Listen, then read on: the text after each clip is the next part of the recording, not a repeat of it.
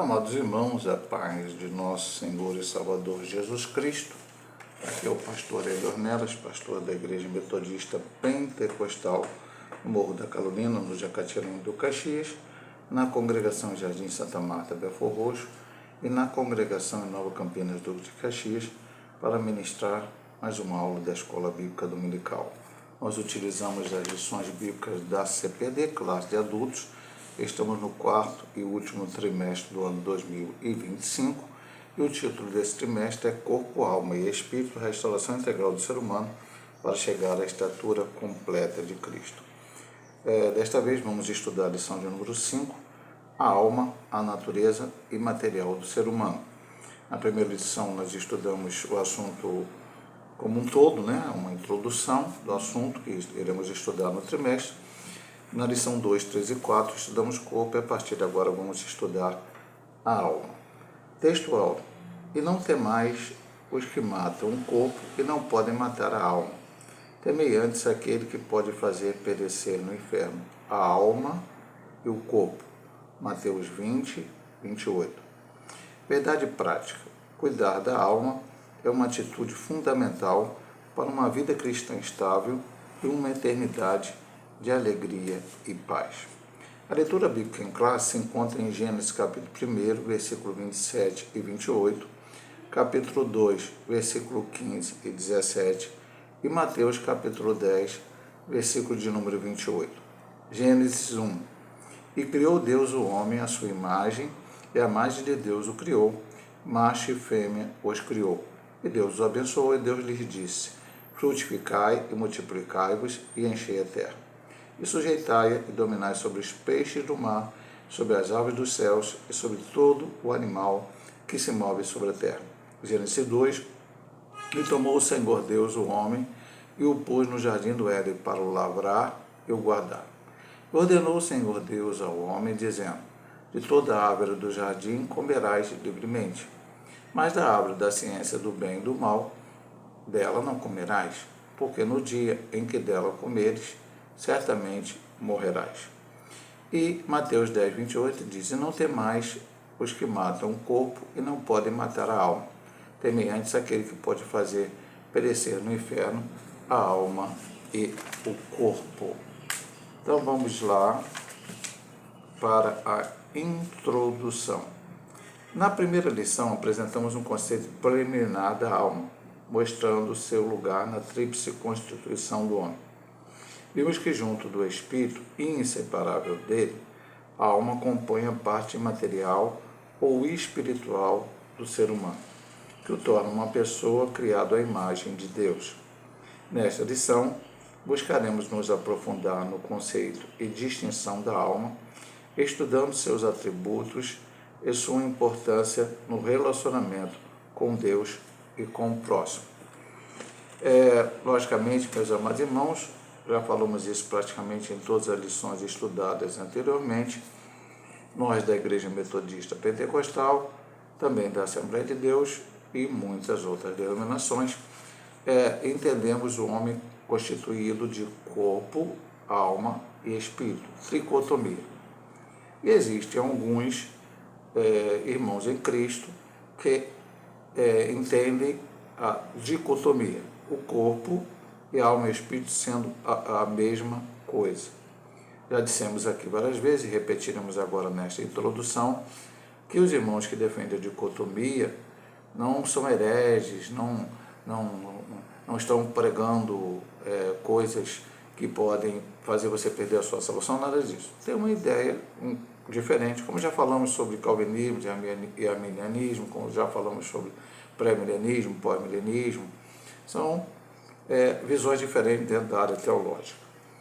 E, logicamente, se nós entendemos e compreendemos, e já foi explicado na lição 1, um ser tricotômico, então agora, a partir desta lição, ao que nós vamos entender, como ele diz aqui, a alma e o espírito são inseparáveis, mas são duas partes. E aí nós vamos ter que entender, nessa lição, análise seguinte, qual é a questão da alma e qual é a questão do espírito. Essa lição, logicamente, vamos estudar a alma. E ele diz, compõe, porque é inseparável do espírito, a parte imaterial do homem. Como ele chega a dizer aqui, imaterial ou espiritual é o homem interior. Então, vamos aprofundar, como ele diz aqui, entender os atributos da alma, a importância da alma no relacionamento com Deus e com o próximo.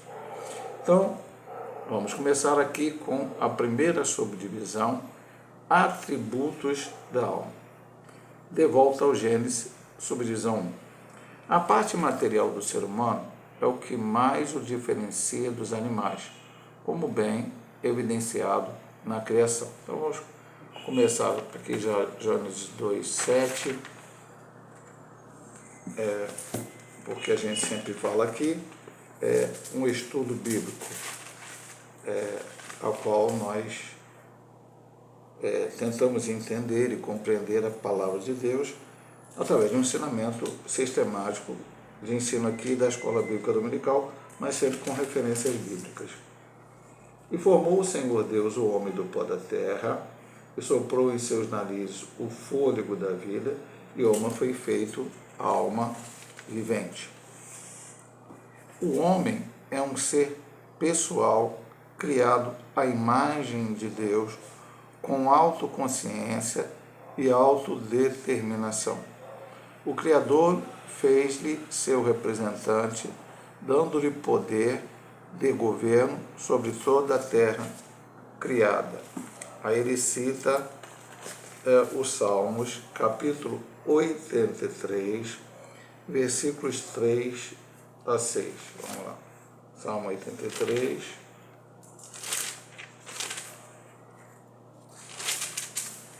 Versículos, Salmo 83, não, Salmo 8, estou aqui errando aqui, já li o texto errado, né? Temos que ler o texto certo, senão não vai dar certo aqui. Salmo 8, versículo 3 a 6. Quando vejo os teus céus, obra dos teus dedos, a luz e estrelas que preparaste, que é o homem mortal para que te lembres dele, e o filho do homem para que o visites? Contudo, pouco menor o fizeste que os anjos, e de glória e de honra o coroaste. Faz com que ele tenha domínio sobre as obras das tuas mãos, tudo puseste debaixo de seus pés. Enchei a terra e sujeitai-a e dominai. Gênesis 1, 28. Sua capacidade de administração, compreensão e decisão moral é resultado do caráter consciente e autônomo da alma humana. Isso é importante, vamos falar daqui a pouco isso. Isso é exemplificado originalmente na aptidão de lavrar e guardar o jardim, discernir entre o certo e o errado e fazer escolhas, Gênesis 2, 16, 17, e dar nomes aos animais, Gênesis 2, 19.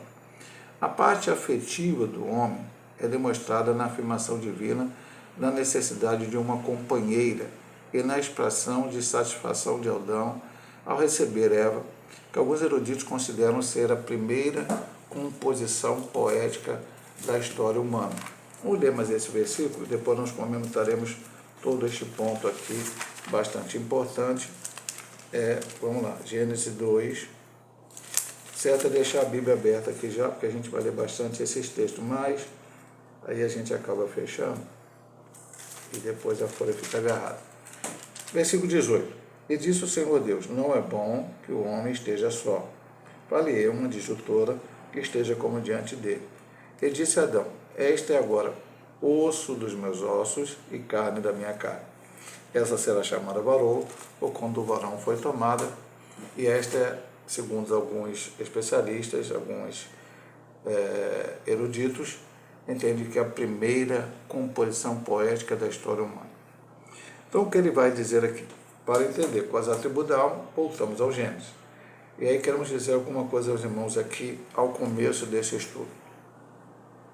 Quando a gente vai estudar o homem, seja corpo, alma ou espírito, haverá várias opiniões. Você pode recorrer aos filósofos, eles vão dar a opinião deles. Você pode recorrer à ciência, todos vão dar suas opiniões. Mas aqui nós estamos diante de um estudo bíblico. Então, nós temos que ir a Bíblia. Então, voltamos ao Gênesis. O que diferencia o homem do restante de toda a criação? E o homem de um outro homem? É a alma. A alma. Você pode ter pessoas, como você sabe que existe isso, chamadas sósias. Pessoas que têm um aspecto físico muito parecido com a outra pessoa. Mesmo que não seja parente. Porque já temos aqueles irmãos gêmeos, e aí tem uma variedade, gêmeos isso, gêmeos aquilo, que são parecidos, porque nasceram do meu pai e da minha mãe. Mas, de qualquer maneira, mesmo nos gêmeos, você vai ver que existe uma personalidade diferente.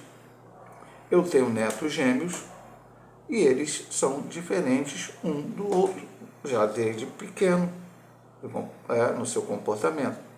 Então, a alma diferencia o homem do outro homem e também de outros animais, porque os animais têm alma, mas não têm espírito. Isso depois a gente vai falar no transcorrer até do estudo completo da lição. Então, essa primeira parte, voltou lá. Depois ele diz, o homem é um ser pessoal, criado à imagem de Deus. O boneco não era a imagem de Deus, mas quando o Senhor soprou o fôlego de vida, ele se transformou em alma vivente, então se tornou a imagem de Deus, porque já sabemos que o homem é um ser, corpo, alma e espírito. Não é para ser desprezado o corpo, não é para ser desprezado a alma, nem é para ser desprezado o espírito, não é para ser supervalorizado nenhum deles, porque é um conjunto. Então ele diz, esse homem tem autoconsciência e autodeterminação. Daqui a pouco a gente vai falar disso. O homem sabe quem ele e ele sabe fazer as suas escolhas, o livre-arbítrio, como ele vai falar aqui. Mas antes disso ele falou que nós somos representantes. O que é representante? Há uma linguagem bíblica muito interessante, que é a mordomia. Que é um mordomo? É alguém que foi colocado pelo dono de tudo para tomar conta daquilo que é propriedade do dono. Salmo 24, versículo 1 diz, o Senhor é a terra e todos que nele habitam. Então, quem criou este mundo todo maravilhoso, sensacional, que nós conhecemos, foi Deus. E Deus, então, depois de ter criado tudo, no sexto dia, criou o homem. E deu ao homem o domínio, como nós vamos ver aqui a seguir, e deu ao homem essa responsabilidade de ser um mordomo, de cuidar de si próprio e de toda a criação a qual Deus criou, e depois o homem dará conta a Deus sobre tudo isto. Enchei a terra, sujeitai e dominai, e como nós lemos aqui no Salmo 8, versículo 3 a 6 também. A capacidade do homem de administrar, como ele está dizendo assim, compreensão de moral, é resultado do caráter consciente e autônomo da alma humana. Eu falei que ia comentar isso. É consciente e autônomo. O homem sabe o que ele pode, o que ele deve ou quando não deve fazer. O Senhor, nós falamos semana passada muito sobre isso, como ser o tabernáculo, ser o templo do Espírito Santo, a qual o homem não errou sem um aviso prévio do Senhor. Citamos Adão e Eva, o Senhor disse, pode comer toda a árvore, menos do conhecimento do bem e do mal, e citamos o caso de Caim, mais adiante, quando o Senhor disse, o pecado já à porta e cabe a ti dominar. Então, o homem entende isso, e ele é autônomo. Nós não somos um bonequinho na mão de Deus, voltamos a afirmar o livre-arbítrio. E aí ele dá a exemplificação disto. Qual é? O homem teve aptidão para lavrar e guardar o jardim. Em 2,15 está claro isso aqui. Pastor, guardar de quê? Meu amado irmão, lá no jardim, o homem já tinha o livre-arbítrio. Quando o homem pecou, o homem continua com o livre-arbítrio. Como eu disse, é o irmão. Nós não estamos hoje mais no jardim do Éden, não estamos mais na perfeição completa que Deus criou, mas a nós foi dado também a tarefa como mordomo de cuidar de tudo o que Deus fez. Por isso, nós, seres humanos, temos que ter cuidado com o nosso corpo, temos que ter cuidado com o nosso próximo, temos que ter cuidado com a natureza, não com essa ideia que veio de ideias erradas sobre a criação, que de natureza, que não podemos matar um animal, que ele pode ser o nosso reencarnação de um parente nosso. Não, nada disso. A natureza, porque o homem evoluiu, não, é porque Deus nos deu. Infelizmente, o que o pecado fez com isso? A natureza está até toda destruída, ela geme, como a Bíblia diz, né, esperando também lá em Romanos, se não me engano, capítulo 8, que diz que a natureza geme. Então veja bem, meu amado irmão, o homem é responsável por isso, e o Senhor colocou desde lá. Discernir entre o certo e o errado e fazer escolha, cita Gênesis 2, 16 a 17, quando foi falado ao homem sobre a possibilidade de escolher, de comer de qualquer árvore. Ele poderia fazer isso, poderia ter a sua escolha, mas havia uma que ele não poderia comer. Se o homem não tivesse escolha, se o homem já fosse pré-determinado antes da criação do mundo para que ele comesse aquilo, ou se Deus de alguma forma dissesse ao homem que ele tinha escolha, mas ele não tinha escolha, como alguns ensinam, não cremos nisso. Deus deu a escolha porque Deus é tão poderoso, tão poderoso, tão poderoso que ele resolveu criar um homem com livre-arbítrio para escolher, não um bonequinho que fizesse só o que Deus quer. Então, o homem escolheu e pagou a consequência sobre isso, como já falamos. E por final, a outra exemplificação que ele dá é que Deus mandou o homem dar nomes aos animais. Esse elefante hoje é chamado elefante porque o homem deu o nome. Então veja que o homem tinha esta capacidade. Deus colocou nisto. E aí, por final, ainda voltando ao Gênesis e falando dos atributos da alma, ele fala da parte afetiva do homem, quando Deus disse, não é bom que o homem esteja só. É lógico que a gente pode fazer várias conjecturações sobre esse texto, mas provavelmente Deus olhou para o homem e viu que o homem não precisava, não sei se a gente poderia dizer, não estava feliz no fato de não ser companheiro, porque quando Deus criou o elefante, ele criou a elefoa. Quando Deus criou o gato, ele criou a gata, ou seja, o par, o feminino. Mas o homem não. E agora o homem olhou e Deus viu. Então o homem tinha uma necessidade. E a alma tem uma necessidade também. O homem tem uma necessidade de viver em sociedade, de viver gregariamente, e isso está claro ali. Então ele fala do afeto aqui, né? Nesta parte, a parte afetiva do homem. E depois, quando recebeu, ele faz essa declaração, como começamos pelo final aqui na hora de comentar, a qual alguns eruditos acham que é a primeira composição poética, né? A primeira poesia, quando ele disse, esta é varoa porque foi tirada do varão. Ele mostrou a sua satisfação com aquilo que Deus fez. Então, já começamos a estudar aqui como é a alma do homem. Mas vamos estudar adiante, temos muitas coisas para ver aqui. Entre o espírito e o corpo. A alma do homem é sua personalidade ou distintivo pessoal. Eu tenho algumas definições aqui, não vou ler todas, tá? O primeiro significado da palavra alma é essência da vida, base da vida. Às vezes pode ser considerada a própria vida. Alma, então, seria o núcleo do ser humano, sua individualidade, sua própria existência enquanto ser vivente. Aí, como ele fala aqui, alma, então, na alma estão a nossa personalidade, os nossos sentimentos, a nossa vontade e o nosso entendimento. Mas vamos ler aqui. A alma do homem é uma personalidade ou distintivo pessoal. Seus três principais atributos são emoção ou sentimento, razão ou intelecto, evolução ou vontade. Portanto, a sede dos afetos, raciocínio, impulso, desejos e decisões. O ser humano emprega esses atributos em sua comunicação com Deus e com o mundo físico, principalmente seus semelhantes. Para ter comunhão com Deus, a alma serve-se do espírito. Para comunicar-se com o próximo, o veículo são o corpo e seus órgãos sensoriais, pele, olhos, ouvido, nariz, boca. Pode-se dizer, então, que a alma funciona entre o espírito que se conecta com Deus, o ser divino, e o corpo que se conecta com o mundo dos homens. O cântico de Maria na casa de sua prima Isabel é uma típica cena desta tríplice interação e comunicação. Vamos ver aqui mais um texto bíblico.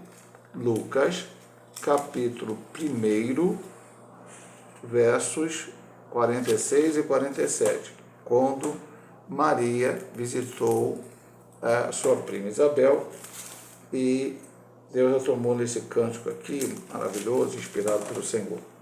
Vamos lá. Disse então Maria, a minha alma engrandece ao Senhor. Então ele fala de alma. E o meu espírito se alegra em Deus, meu Salvador. Então, aqui nós já vemos que, entre tantos outros textos que já citamos, se ela quiser, se na concepção de Maria, de Lucas, o autor do texto, mas ele, lógico, escreveu exatamente o que ela disse, inspirada pelo Espírito Santo. Ela falou em alma, ela falou em espírito. Vamos lá. Então, corpo, alma e espírito. A gente sempre fala isso. O espírito é que faz a ligação da alma com Deus. Para que o homem se ligue, e aí nós vamos começar a falar coisas que vão ser repetidas nessa lição, nas lições seguintes, isso vai até o final do trimestre. E já foi falado na semana passada quanto à questão do corpo ser templo do Espírito Santo. Por exemplo, lá, eu vou até voltar aqui na lição passada, eu acho isso aqui, que ele chama de disciplinas espirituais. E o que são disciplinas espirituais que o autor colocou? Leitura da Bíblia, oração e jejum. E eu, de certa forma, discordando do autor, concordo plenamente com ele, mas ainda acrescentaria algo. Estar na igreja e a casa do Senhor cultuar.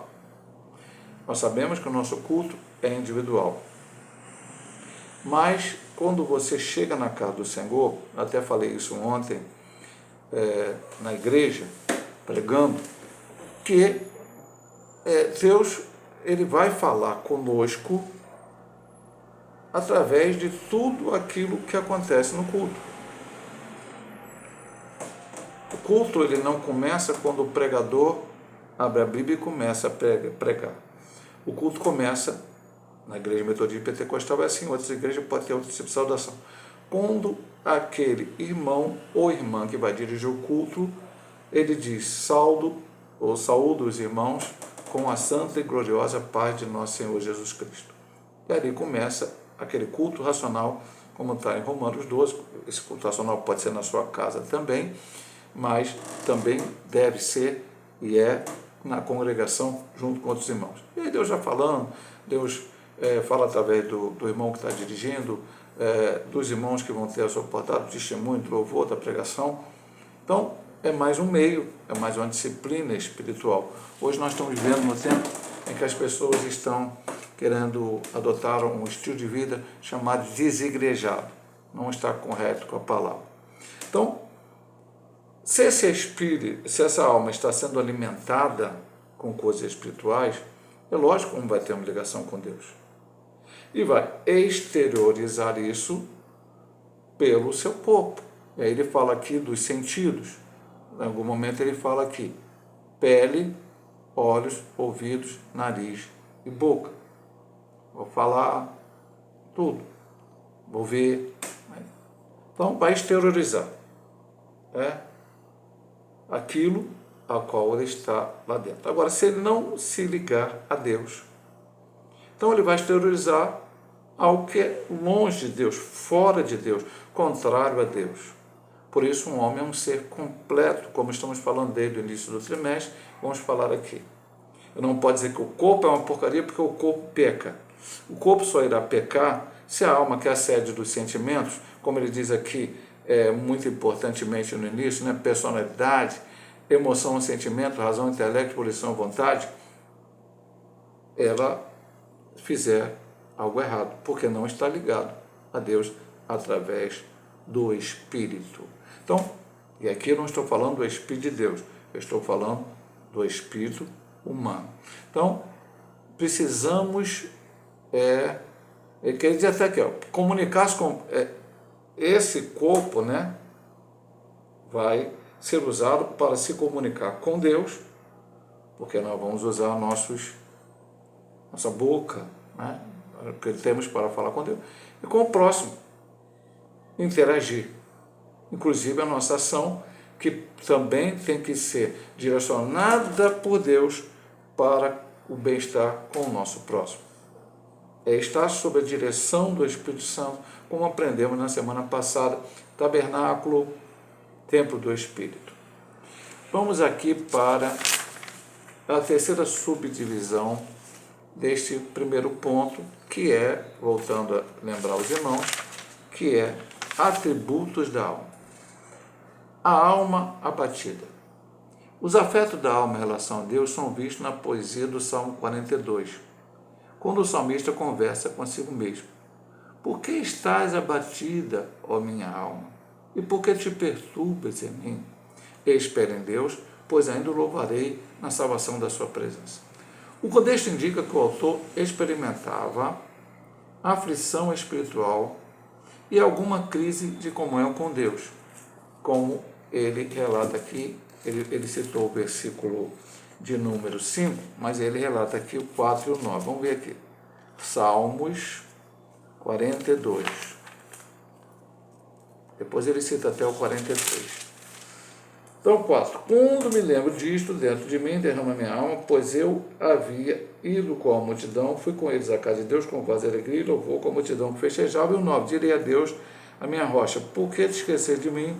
Por que ando angustiado por causa da opressão do inimigo? E no 43:2 ele diz, pois tu és o Deus da minha fortaleza, por que me rejeitas? Por que me visto de luto por causa da opressão do inimigo? Minha alma tem sede de Deus, do Deus vivo, quando entrarei, e por isso a alma estava entristecida e suspirava. A minha alma tem sede de Deus, do Deus vivo, quando entrarei e me apresentarei ante a face de Deus. Salmo 42:2. O Salmo 84:2 também ilustra essa função da alma, assim como o Salmo 51. Então vamos ler o 84:2. Ele aqui foi para os Salmos essa parte da lição, falando sobre a alma. 84:2. Muito interessante isso aqui. Uma folhazinha só. E essa aqui justamente demora a abrir.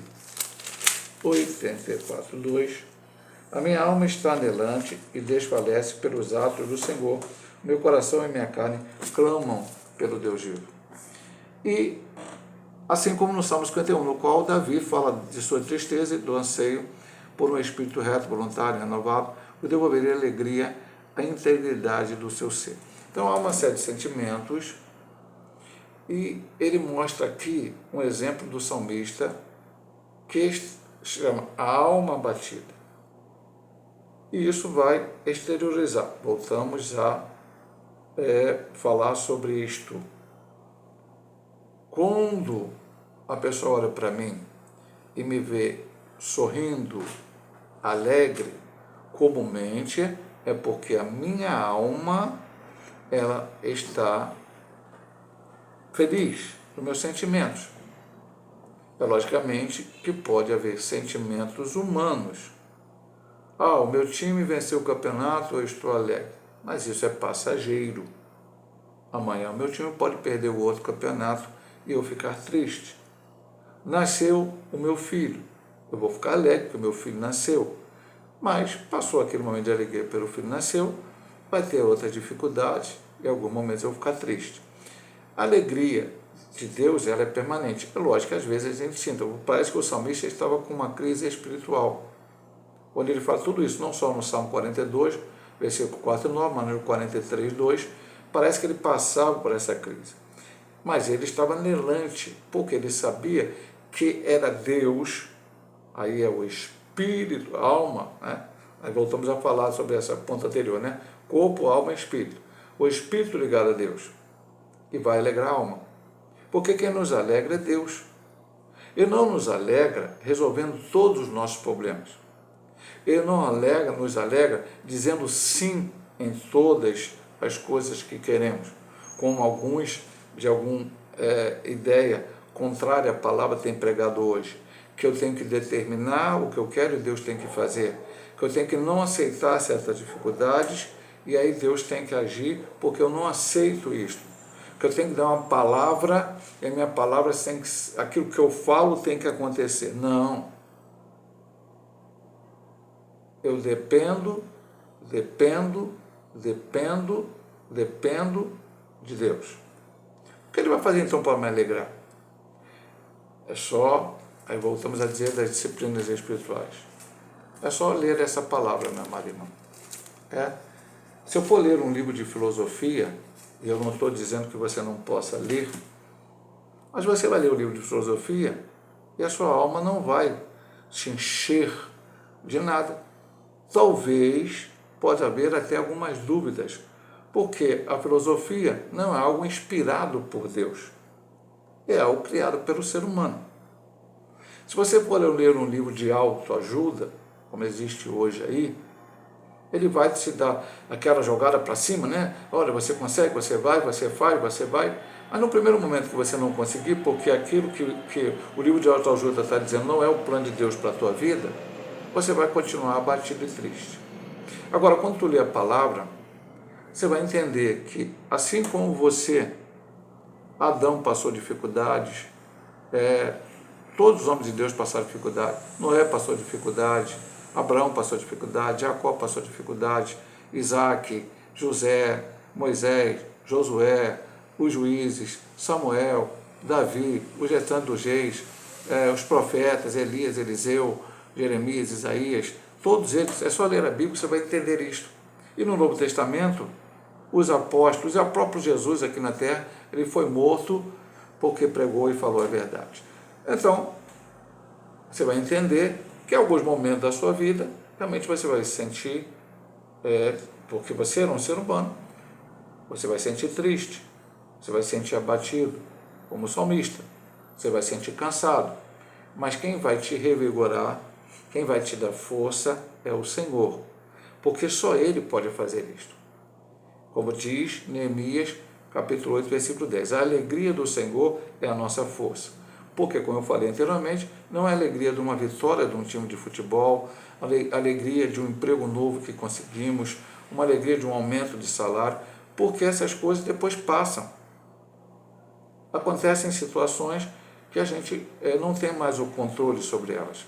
Mas quando você vive na graça e na misericórdia do Senhor, crendo nele, recebendo dele, então você consegue continuar firme na presença do Senhor. E depois ele cita, além de citar o Salmo 84, 2, cita Salmo 51, versículo 7 a 12, que foi a experiência ruim de Davi.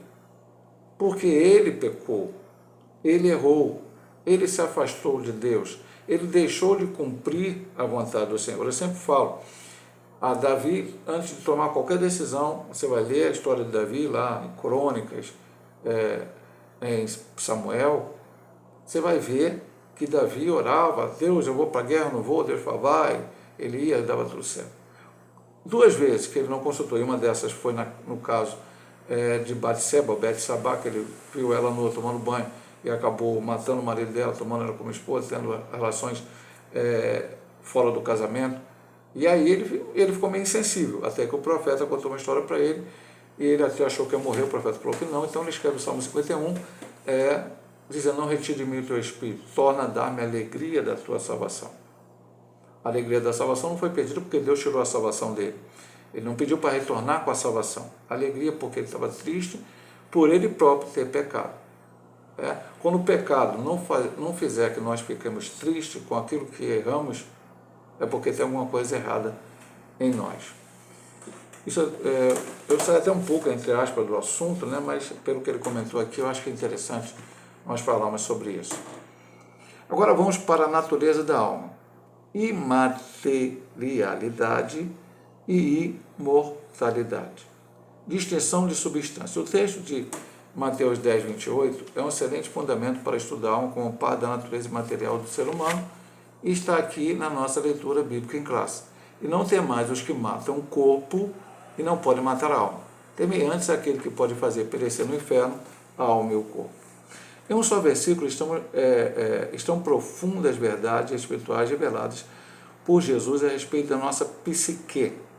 Algumas delas relacionadas a debates alimentados ao longo de toda a história, inclusive no contexto da igreja.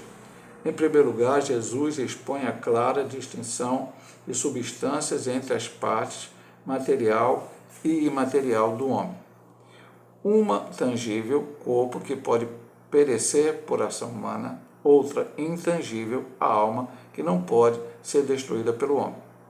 Nesse ponto é importante observar que em vários textos das Escrituras a parte material é representada ora pela alma, ora pelo espírito. Vamos aqui ler porque é importante.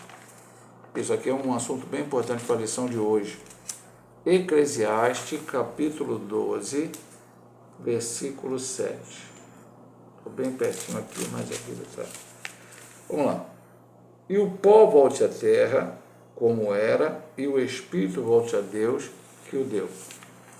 Mas agora vamos para Tiago. Tiago, capítulo 2, versículo 26. Tiago, cadê Tiago aqui? Hebreus, Tiago. 2, 26.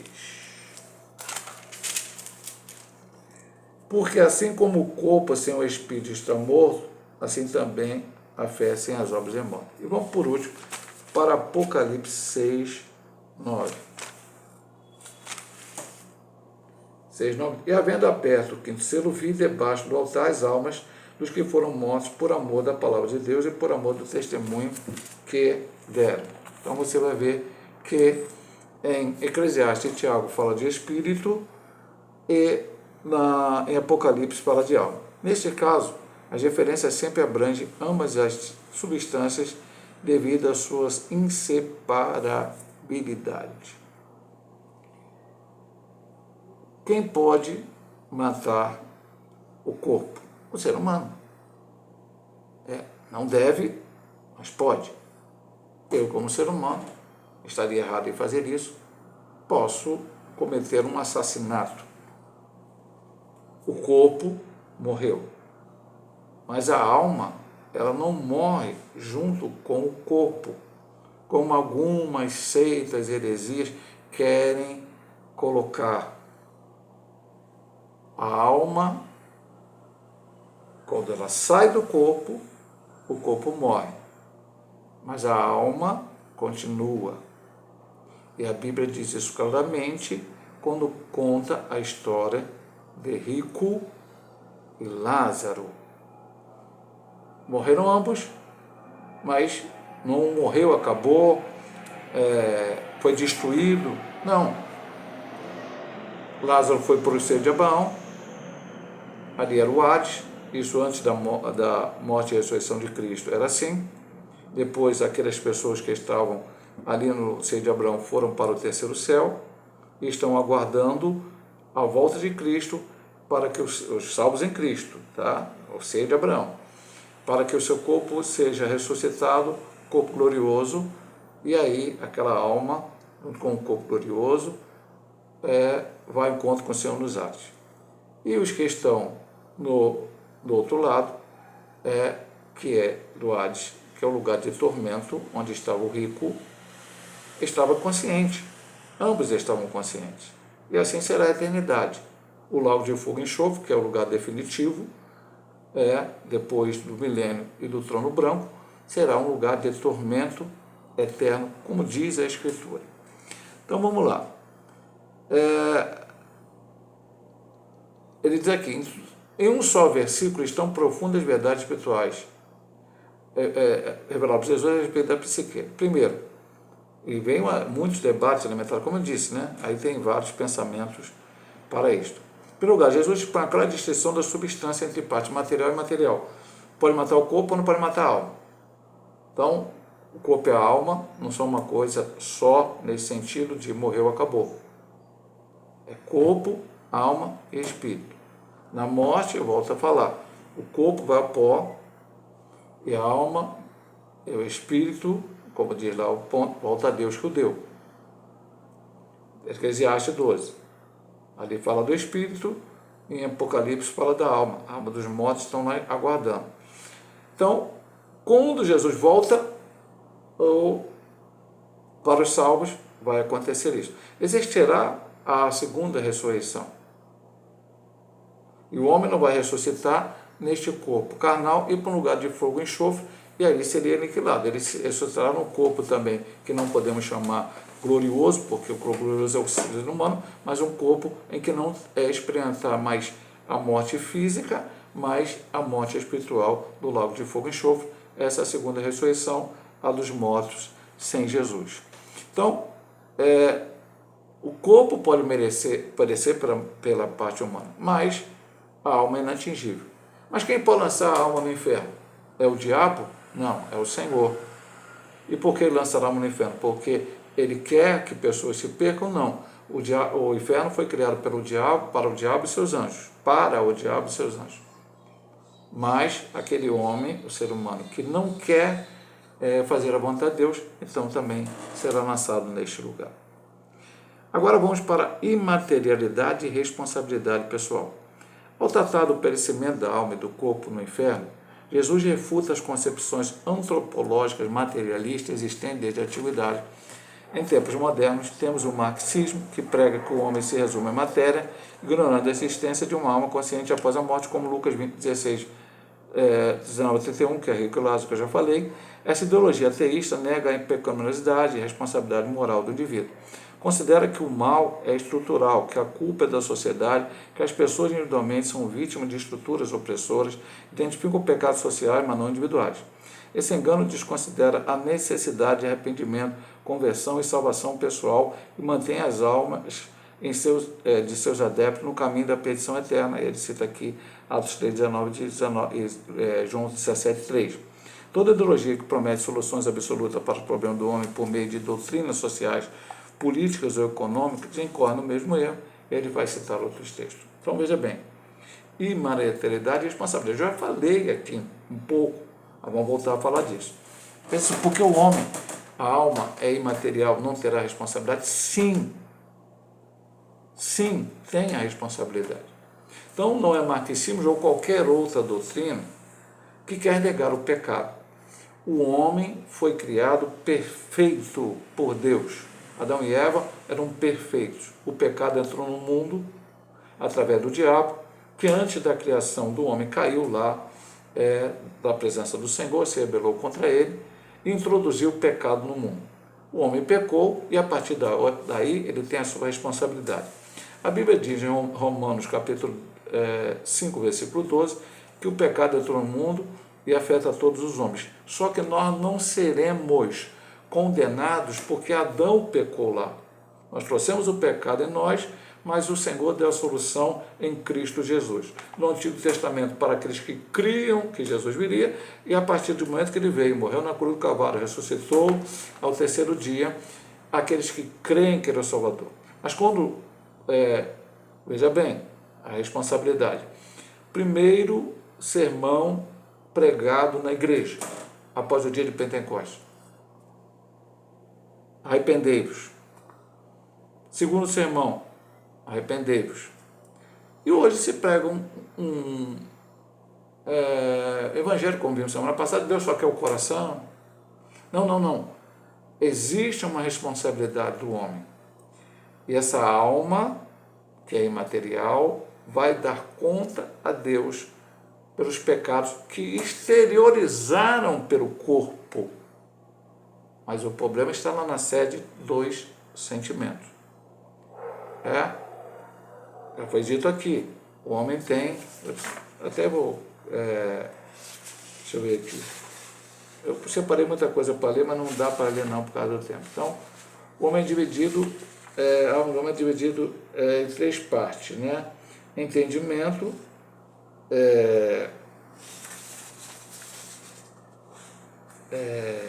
sentimento e vontade. Então, vão ser responsabilizados, sim, como ele diz aqui, imaterialidade e responsabilidade pessoal. Eu não serei condenado por causa dos outros.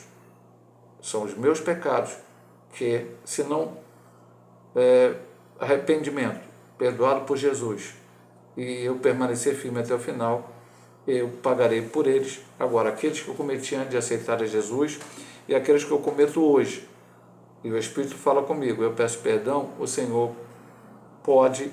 tem poder e quer nos perdoar. Agora vamos para materialismo e teologia. Então, ele já falou aqui sobre marxismo e agora deve voltar a falar um pouco. A visão materialista da natureza humana vai além das questões político-ideológicas, afeta também a teologia, principalmente quanto à missão da igreja, a ortopraxia, isto é, a prática correta. No campo católico, inspira a teologia da libertação, no protestantismo, a teologia da missão integral.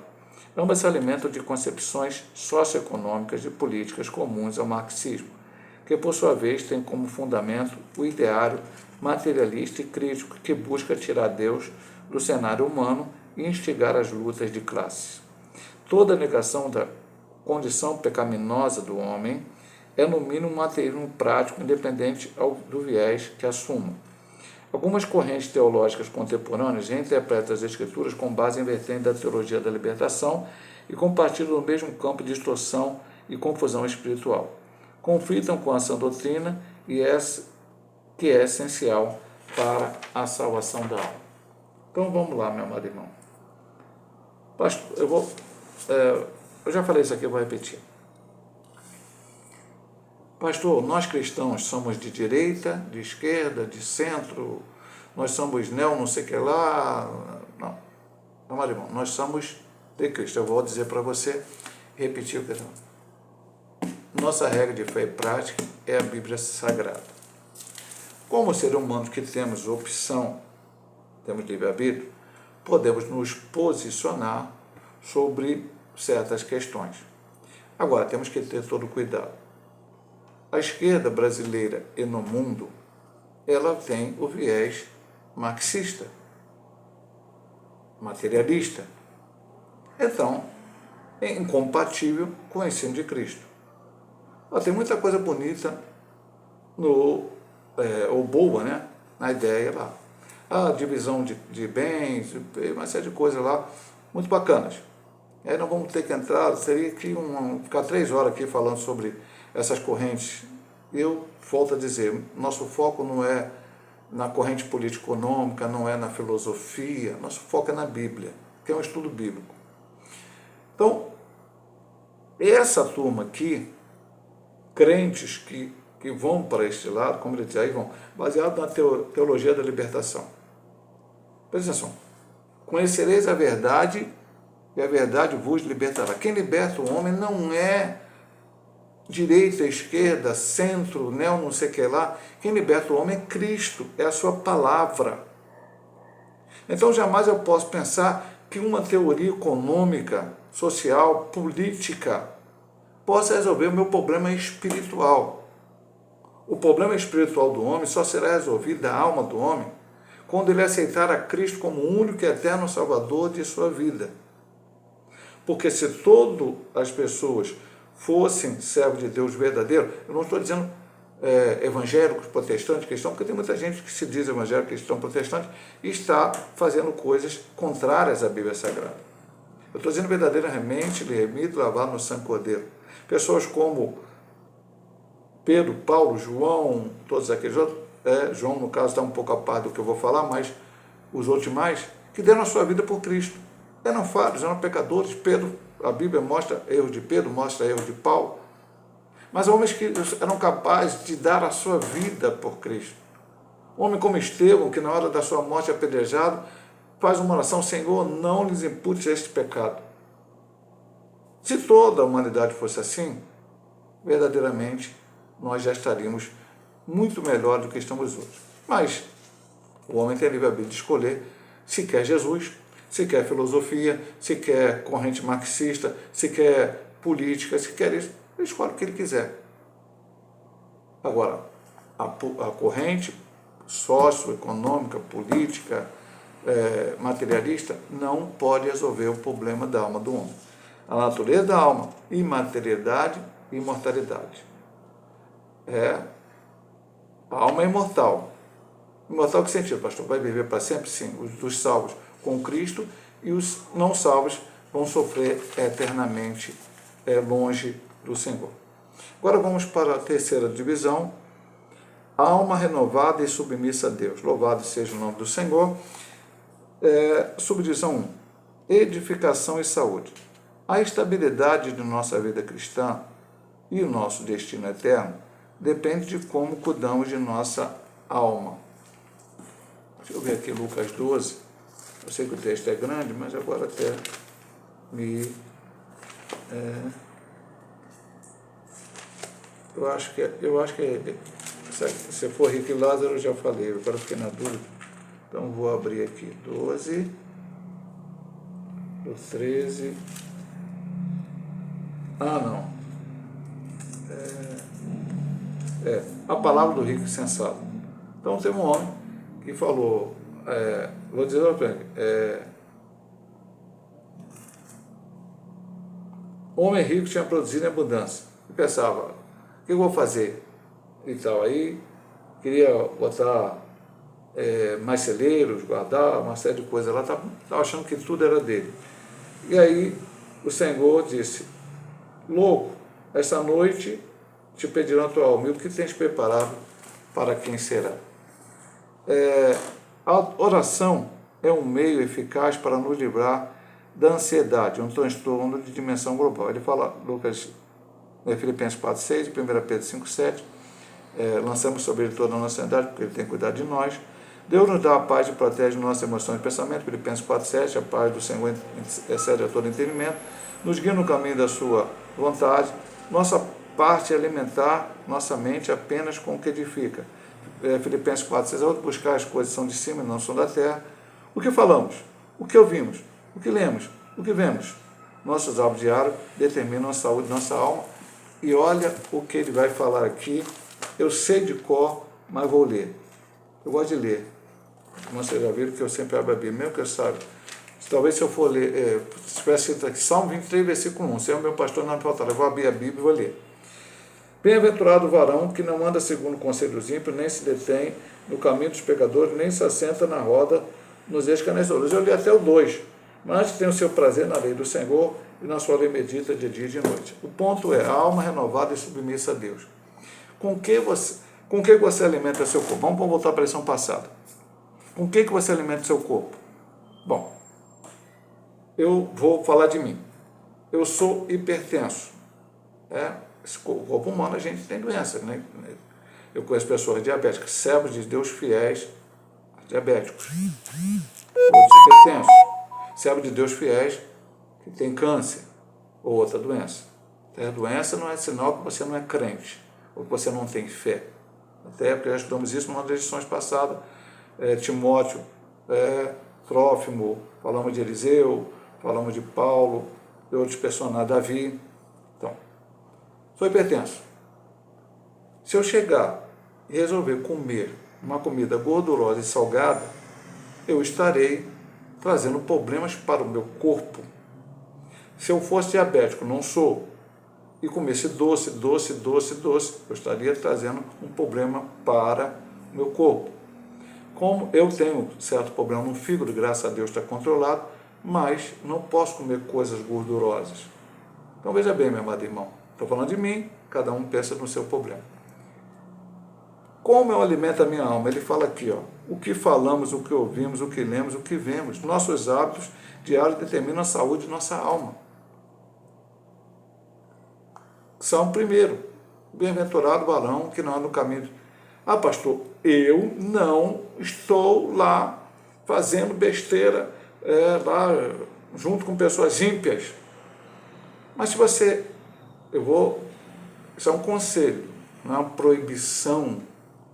Mas se você senta diante da sua televisão e vê filmes, novelas, séries, outra qualquer coisa, que ali os escarnecedores estão fazendo coisas que estão contrárias à palavra de Deus, você está andando no caminho deles. Então tem que ter cuidado com que... Eu sempre vou repetir de novo, até cantei na igreja domingo. Cuidado, olhinho no que vê, cuidado, olhinho no que vê, o Salvador do céu está olhando para você. Cuidado, olhinho no que vê. Isso eu aprendi quando eu era criança, eu estou com 61 anos, eu era criancinha, pequenininha. E olhinho, cuidado, mãozinha, cuidado, pezinho, a mãozinha que pega. Então, preste atenção.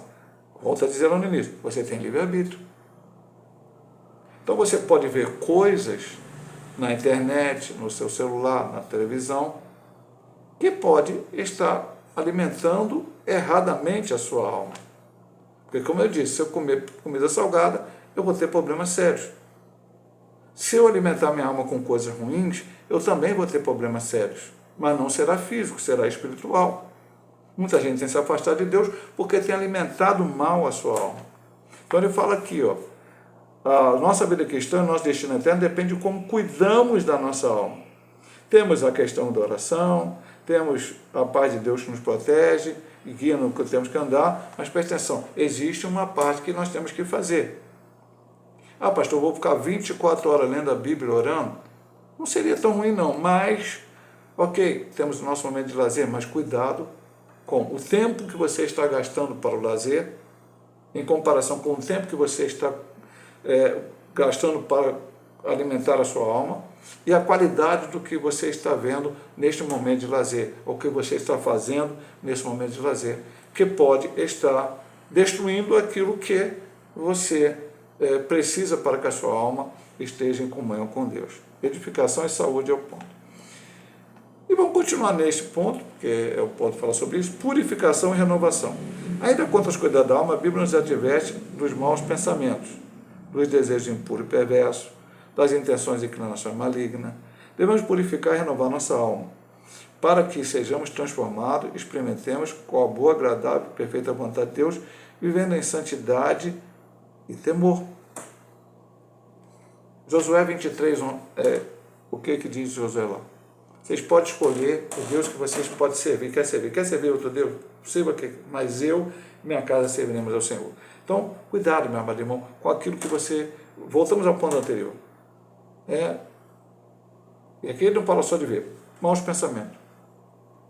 Ele vai citar aqui no ponto final, já vamos entrar até na conclusão, mas já adiantando, que uma frase é atribuída a Lutero, e aí essa frase tem variações, mas como eu vou colocar como está aqui na conclusão. Você não pode impedir que um pássaro pouse na sua cabeça, mas você pode impedir que ele crie um ninho. Nós pecamos por palavras, pensamentos e obras. Pode vir um mau pensamento na sua vida, um mau pensamento na área sexual, um mau pensamento uma área de uma ira contra uma pessoa, de uma falta de perdão, qualquer coisa que seja pecado.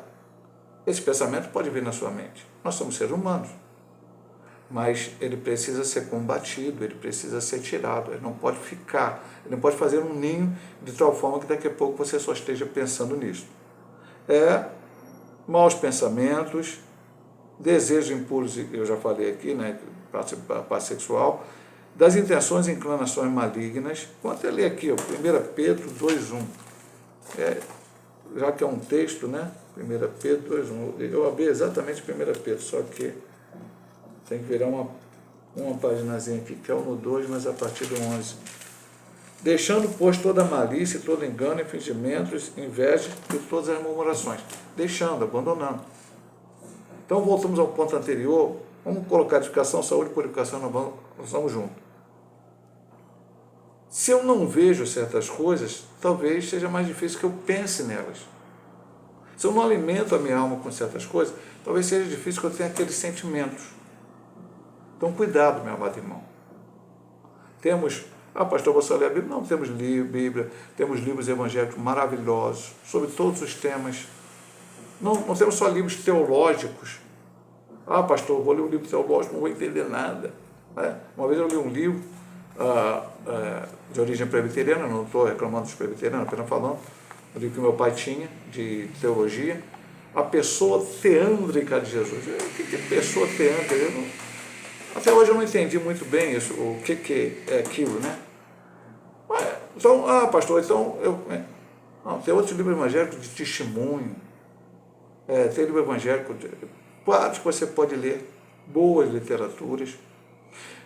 Tem a literatura, por exemplo, a Igreja Metodista do Brasil tem no Cenáculo, que vem ali com testemunho, com texto, uma oração diária, mas existem outros, aqueles guias diários, assim, não é para você ficar aquilo ali e ficar, não, tenho que ler aquilo todo dia, senão não.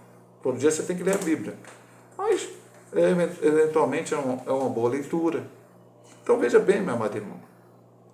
Você que é aluno da escola da EBT, está aqui, ó, toda semana você deve estudar esta lição. Eu estou aqui, pastor, por que você está dando aula aqui no YouTube? Eu já expliquei isso, vou explicar mais uma vez para os irmãos. De vez em quando, num vídeo, eu explico.